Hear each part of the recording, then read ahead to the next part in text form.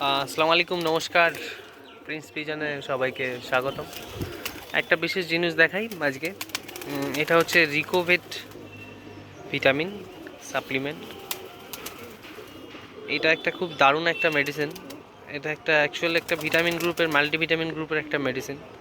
তো এটা আমরা ইউজ করি একমাত্র ব্রিডিংয়ের টাইমে। আমি আমার লফট ইউজ করি, যখনই পায়রাকে ব্রিডিংয়ে বসাই তখনই এই জিনিসটাকে ইউজ করি।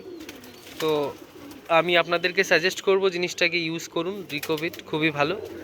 কি হয় সেটা আমি দেখাচ্ছি। প্রথমত পায়রাকে গরম করতে প্রচুর পরিমাণে কাজ করে। মানে ব্রিডিংয়ে যখন দেওয়া হয় তখন পায়রাকে গরম করা লাগে, মানে ব্রিডিংয়ের জন্য একটু তাড়া যাতে আসে তার জন্য এটাকে ইউজ করা হয়। আমি একটা জিনিস দেখাচ্ছি, দেখুন। প্রতিটা পায়রা খাওয়া বাদ দিয়ে তাদের পার্টনারদেরকে নিয়ে ব্যস্ত। এত তাড়াচ্ছে, হাঁপিয়ে যাচ্ছে।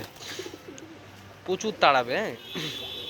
যারা খাবে তারা তাড়াতেই থাকবে মাদিকে। তো এই মেডিসিনটা এতটাই ভালো, তবে কোয়ান্টিটি পরিমাণ আমি বলে দিচ্ছি। আপনারা 1 লিটার জলে 2.5 ml ইউজ করবেন। এই ছিপির 2.5 ml ইউজ করবেন। এই যে দেখুন, এখানে 2.5 ml লেখা আছে। এই একদম নিচের দাগটা নেবেন, 1 লিটার জলের মধ্যে মেশাবেন খুব সুন্দরভাবে। জানি না দেখতে পাচ্ছেন কি না, আশা করি দেখতে পাচ্ছেন। তো 2.5 ml নিয়ে আপনারা 1 লিটার জলের মধ্যে দেবেন। দিয়ে ভালো করে ঝাঁকিয়ে মেডিসিনটাকে 8 ঘন্টার বেশি রাখবেন না, 6 থেকে 8 ঘন্টা, সেটাই এনাফ। মানে এত পাগল হয়ে গেছে পায়রা, হাঁপিয়ে যাচ্ছে। পরপর 2 দিন ইউজ করবেন, তার থেকে বেশি ইউজ করার প্রয়োজন নেই। ব্রিডিংয়ে ফেলার পরপর 2 দিন এই মেডিসিনটা ইউজ করুন। আশা করি আপনাদের ব্রিডিংয়ে অনেক কিছু ইমপ্রুভমেন্ট পাবেন।